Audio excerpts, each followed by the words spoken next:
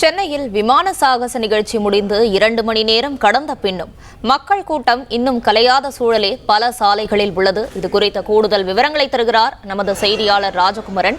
வணக்கம் ராஜகுமரன், இது குறித்தான கூடுதல் விவரங்களை பதிவு பண்ணலாம்.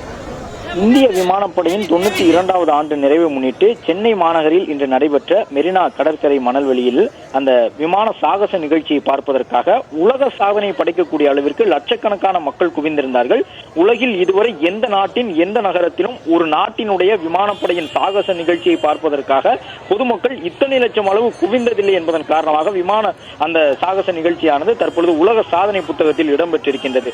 அதே நேரம் 1 மணிக்கு விமான சாகசம் நிறைவடைந்த பிறகும் தற்போது வரை கிட்டத்தட்ட 2.5 மணி நேரம் ஆகிவிட்டது. ஆனால் இன்னும் பொதுமக்கள் மெரினா கடற்கரை, காமராசர் சாலை, லூப் சாலை உள்ளிட்ட இடங்களில் இருந்து தங்களுடைய வீடுகளுக்கு திரும்பி செல்ல முடியாத சூழ்நிலையில் தான் இருக்கின்றார்கள். குறிப்பாக மெரினா கடற்கரையில் இருந்து வெளியேறி செல்வதற்கான சாலைகளான ராதாகிருஷ்ணன் சாலை, ராஜாஜி சாலை, லூப் சாலை உள்ளிட்ட இடங்களில் எல்லாம் ஆயிரக்கணக்கானோர் தற்பொழுது சாலை ஓரங்களில் காத்து கிடக்கின்றார்கள். பலர் மயங்கி இருக்கின்றார்கள். இன்று ஞாயிற்றுக்கிழமை என்பதன் காரணமாக சென்னை மாநகரில் பெரும்பாலான வணிக நிறுவனங்கள், கடைகள் அடைக்கப்பட்டிருக்கின்றன. எனவே போதுமான தண்ணீர் கிடைக்காமல் சாலை ஓரங்களில், நடைமேடைகளில் பலர் மயங்கி கிடக்கின்றார்கள். வாகனங்களை நிறுத்திவிட்டு கிட்டத்தட்ட 3 கிலோமீட்டர் தூரம் அளவிற்கு பலர் நடந்துதான் மெரினா கடற்கரைக்கு வந்தார்கள்.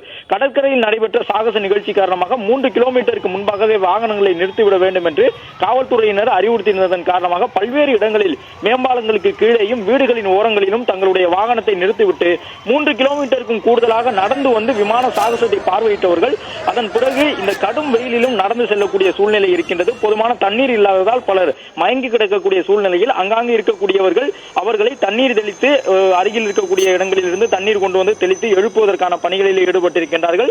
மயங்கி கிடப்பவர்களை முதலுதவி செய்து மீட்டு வருவதற்காக ஆம்புலன்ஸ்கள் தொடர்ச்சியாக மெரினா கடற்கரையை நோக்கி செல்கின்றன. அதே நேரம் சென்னை மாநகரின் பல இடங்களில் இருந்து மெரினா கடற்கரை செல்லக்கூடிய ஆம்புலன்ஸ்கள் போக்குவரத்து நெரிசலில் சிக்கி இருக்கின்றன. ராதாகிருஷ்ணன் சாலை உள்ளிட்ட இடங்களில் எல்லாம் போக்குவரத்து நெரிசல் காரணமாக ஆம்புலன்ஸ்கள் 4-5 ஆம்புலன்ஸ்கள் ஒரே இடத்தில் சிக்கி தவித்த நிலையில் காவல்துறையினர் தங்களுடைய வாகனங்கள் மூலமாக அந்த இடத்துக்கு சென்று ஆம்புலன்ஸ்களை மீட்டு மெரினா கடற்கரைக்கு அழைத்து செல்லக்கூடிய பணியில் ஈடுபட்டிருக்கின்றார்கள். 2.5 மணி நேரமான பிறகும் இன்னும் மெரினா கடற்கரை, அதை ஒட்டிய சாலைகளில் பொதுமக்கள் கூட்டமாக குவிந்திருப்பதன் காரணமாக வாகனங்கள் வெளியேறி செல்லாமல் தொடர்ந்து போக்குவரத்து நெரிசலில் சிக்கிய நிலையிலேயே இருக்கின்றன. விவரங்களுக்கு நன்றி ராஜகுமரன்.